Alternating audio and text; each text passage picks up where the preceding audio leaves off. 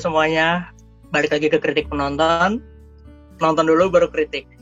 Sekarang kita masih di suasana pandemi, cuman mungkin udah mulai ada PSBB transisi, masa-masa baru yang intinya masih kalau emang nggak perlu banget keluar, tetap aja di rumah. Di sini yang jelas, gue masih mau ngebahas film yang gue tonton di rumah aja.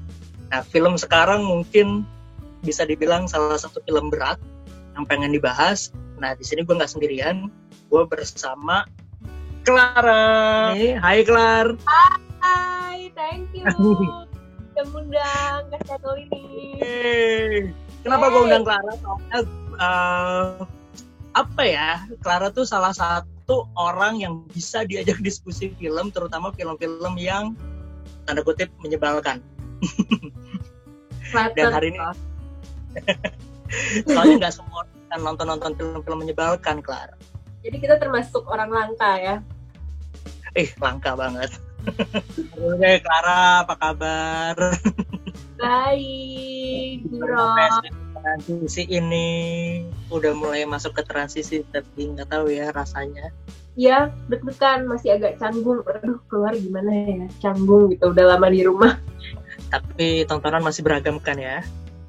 Ya dong, dengan banyaknya platform. Iya betul. Nah, salah satunya yang mau kita bahas ini nih, salah satu film yang menyebalkan mungkin untuk beberapa orang. Kenapa? Soalnya ini satu film Perancis yang nggak tahu ya, kalau menurut gue sih ini filmnya sangat Perancis ya. Sangat Perancis. Menggambarkan Perancis. Nah, judul filmnya yaitu yang mau kita bahas sekarang, Portrait de la Jeune Fille en Feu. Yang adalah Portrait of a Lady on Fire. Yang dimana jarang sekali ya sebenarnya film-film Perancis yang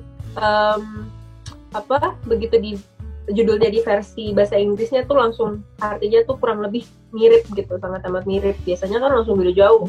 Itu bener sih, bener kamu Clara. Kok lagi jadi kamu tiba-tiba. Bener loh, kalau ini salah satu film yang judul Perancis sama judul Inggrisnya nggak jauh beda, nggak diubah banyak. Berarti ada makna yang penting dari judulnya ya. Karena kalian sering nonton film Perancis nih, buat yang di rumah, padahal kita juga di rumah.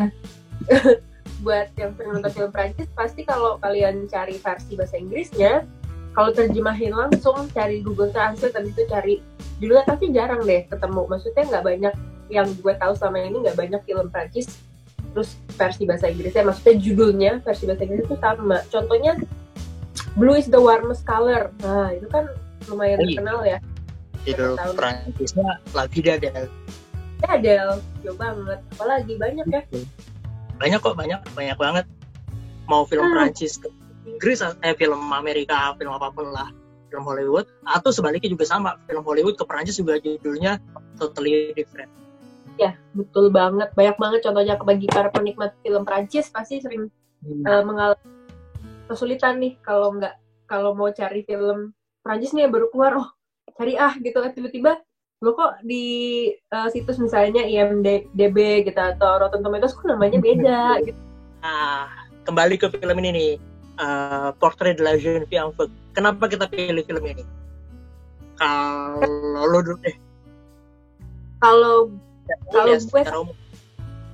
Ya, secara umum gue sangat merekomendasikan film ini karena gue merasa film ini kan bercerita tentang, ya pokoknya film ini menceritakan kisah cinta, ya kan.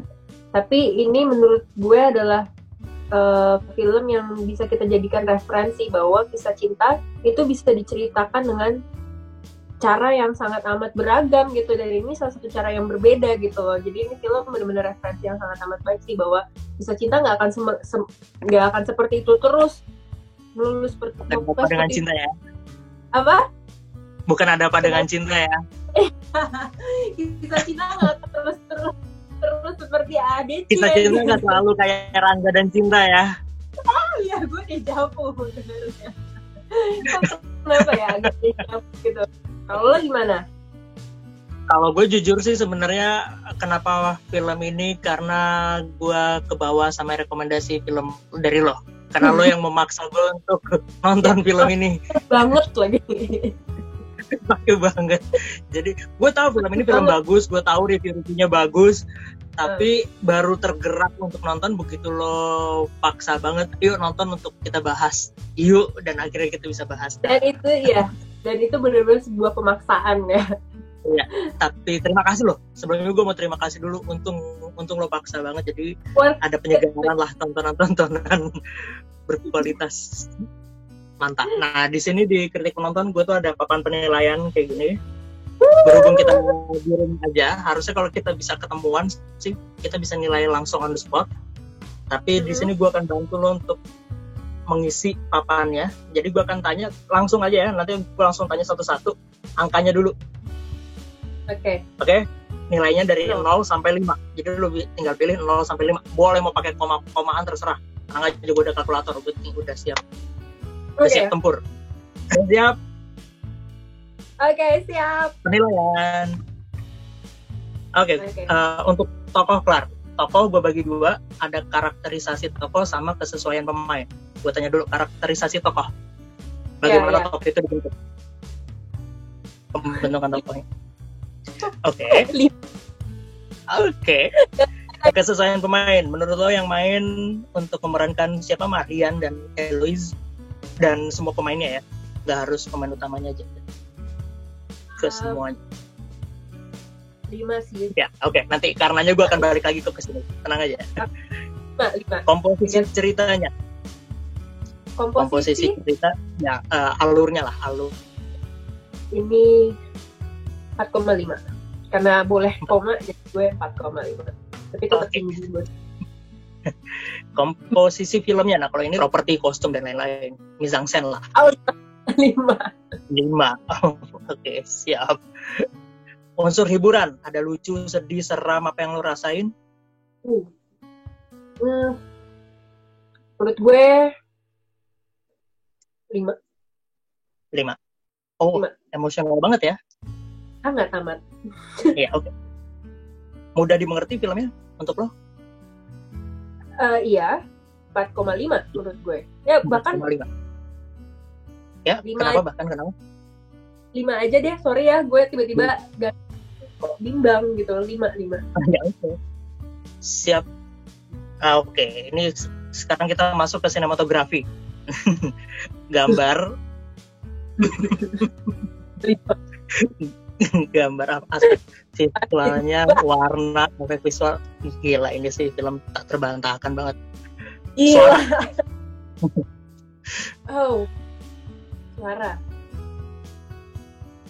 Suara 4,5. Logika filmnya, ada logika yang miss nggak?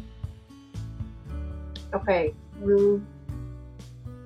Gue rasa kayaknya gue mengingat sesuatu hal, tapi gue belum ngeh banget, jadi menurut gue 4,5 karena gue tiba-tiba mengingat satu hal, berarti kan ada. Oh ya, oke. 4,5. Pesan moral? Pesan moral 4? Aneh banget gak sih? 5, sorry. I don't know. It's okay. Oke, gue hitung. Oke, nilai dari lo 48,5 dikali 2. Tahu nggak nilai dari lo berapa? Hampir 100 pastinya. Berapa? 97, Joy. Gila. Tulis nih nilai Clara. Enggak, ya kan nilai gue ya, nggak tahu orang lain, nggak tahu lo. Karena semua penonton bagi gue itu berhak untuk memberikan nilai berapapun untuk film yang ditonton. Karena pengalaman nonton orang pasti beda-beda. True, dan ini adalah kritik penonton. Betul, penonton berhak kritik apapun. Yang penting nonton dulu baru kritik. Jadi nggak bisa mengkritik kalau nggak nonton. Betul. Oke, mari kita bahas satu persatu. Wah, ini agak susah membahasnya karena lo hampir semuanya 5.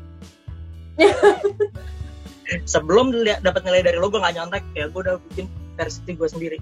Dan nilai gue 90 dihujat sama lo nih. Wow. Oke, mari kita lihat. Untuk tokoh kita berdua sebenarnya sama.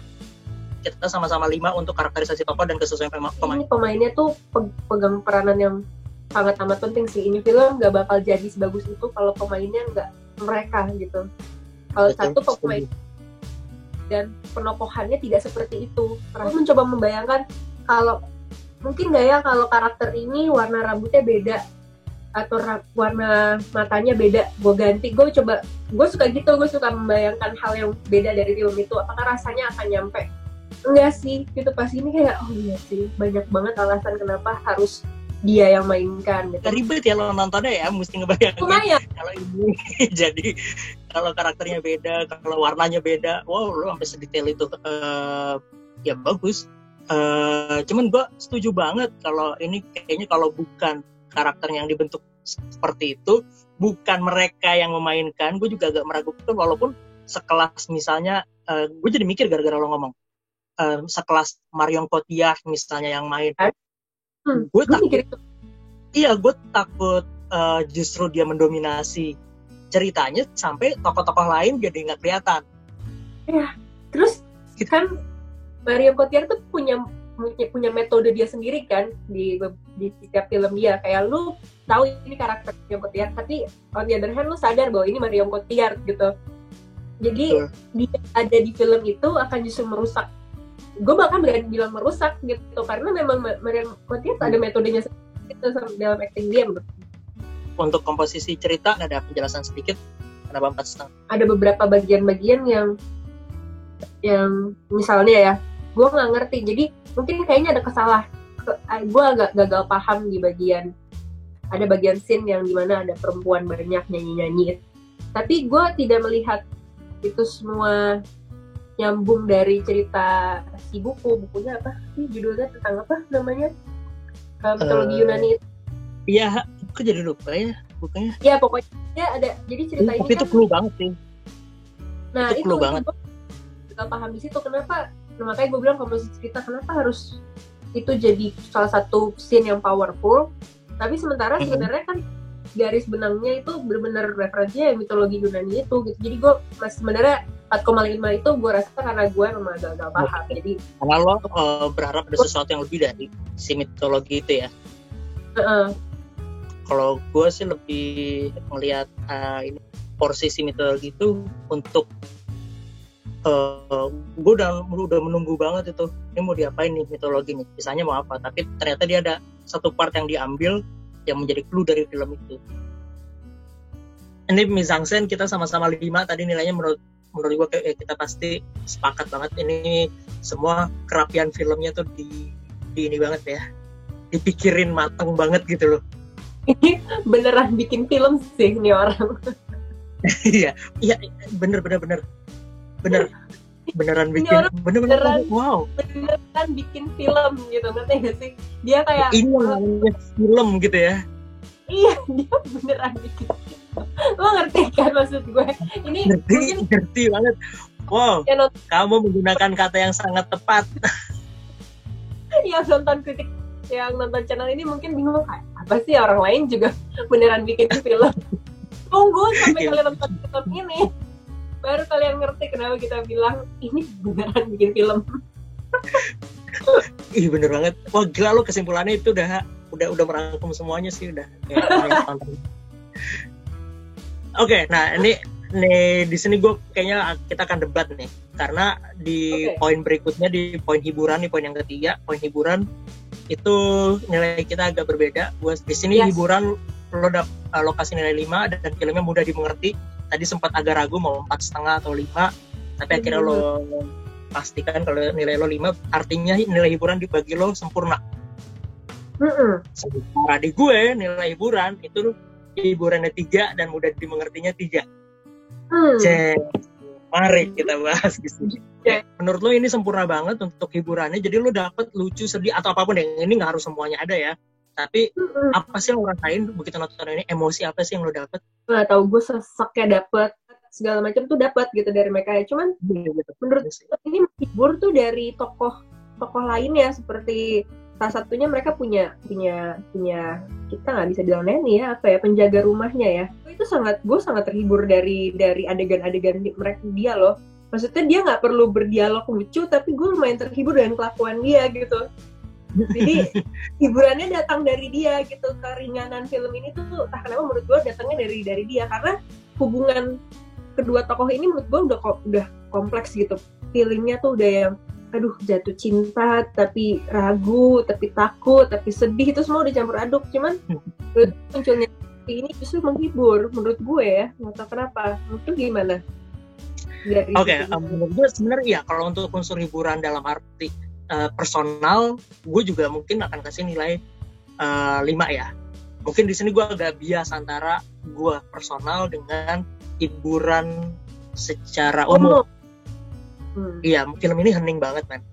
Hening dalam arti berpotensi membosankan, tapi kalau untuk kita yang suka film Perancis ini tidak membosankan, ngerti kan? Untuk sebuah film Perancis ini sangat menghibur.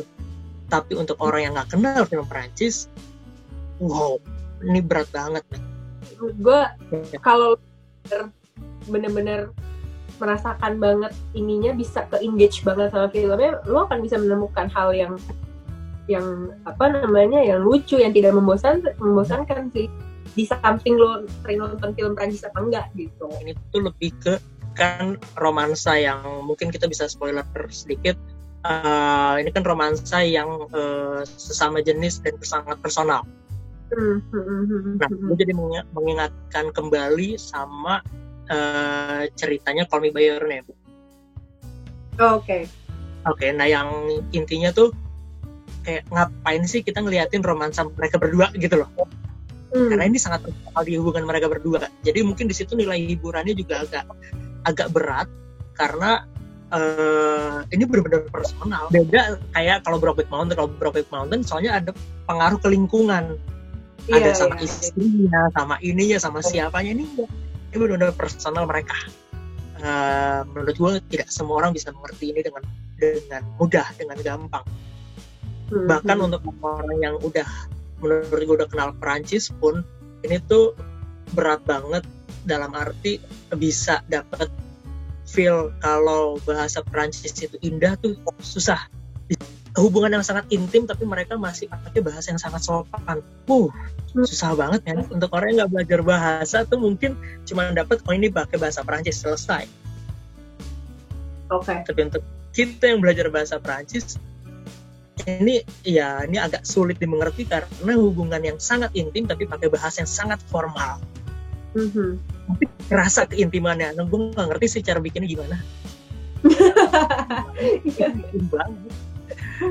Sekarang gue juga kayak gini, saat gue nonton, gue tidak nonton sendiri gitu, gue juga nonton sama teman gue yang dia punya opini beda dan sangat amat terbalik dari gue. Dia merasa tidak terhibur sama film ini. Dia merasa film ini kurang plot twist, kurang menggugah rasa gitu. Tapi oke, kalau misalnya gue beranggapan bahwa temen gue punya argumen yang sama dengan lo, berarti oke, gue bisa terima itu. Karena ya benar juga sih, bahasa segala macamnya, unsur-unsur seperti itunya ngaruh banget.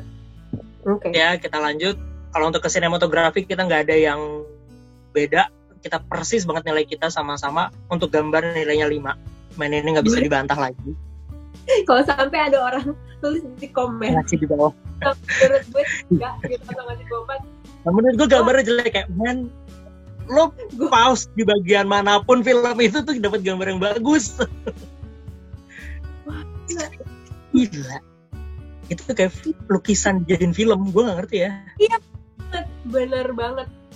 Pesan untuk para penonton yang ada ini, kayaknya kalau sebosan-bosannya lo nonton film ini, lo nikmatin aja gambarnya deh. Gila, gambarnya nggak bisa lebih bagus lagi dari ini.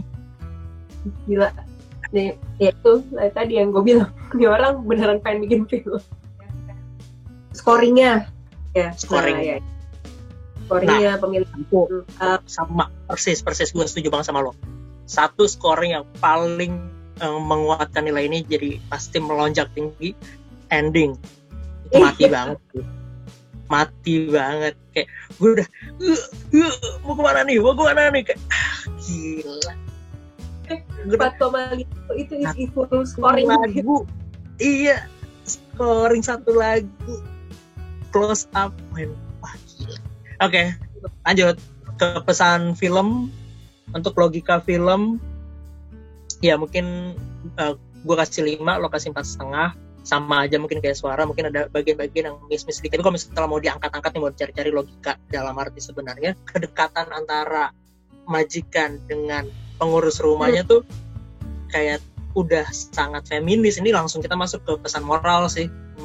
Ini nggak miss karena filmnya memang dari awal udah membangun kalau Sophie memang sedekat itu dengan keluarga ini.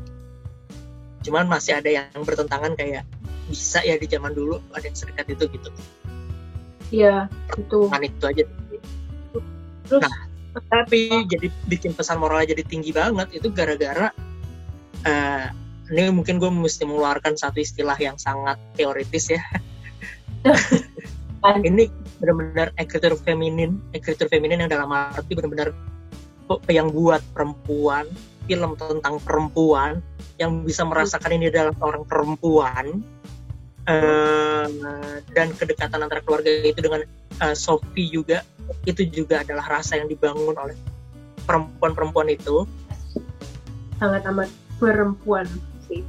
Gue bahkan merasa bahwa kalau yang buat laki-laki ini bukan masalah diskriminasi ya, kayaknya rasanya nyampe karena ada beberapa adegan yang gila penyutradaraannya kayak gitu loh gitu.